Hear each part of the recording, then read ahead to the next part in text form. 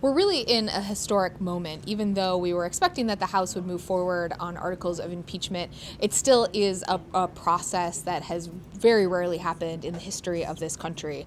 What happens now is the House Judiciary Committee will start deciding what exactly the House broadly will vote on in terms of impeachment. Will they vote on articles of bribery, of obstruction of justice, of obstruction of Congress? And it's a really important decision for the House to make, and for Democrats in particular to make, because they need to craft these articles in a way that allows some of their more moderate members, some of the members who have been a little more skeptical about this process, that gives them some safe ground to move forward on. They certainly are hoping to draft them in a way that brings a few Republicans on board, but that seems increasingly unlikely.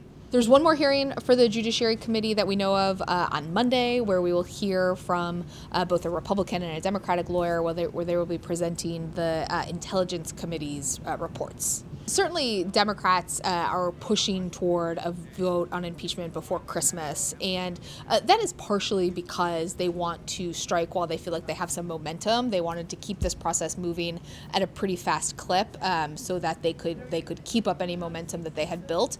There's also some practical realities here. Congress goes on break for the holidays. When they return in 2020, we'll be right on the cusp of the first voting contests in the Democratic primary. So they're sort of weighing the realities of the calendar here. Republicans argue that they are moving too fast, that they should be seeking additional evidence, that they haven't built their case yet, and if they want to move forward on impeachment, there are more people to talk to, more documents that they should access.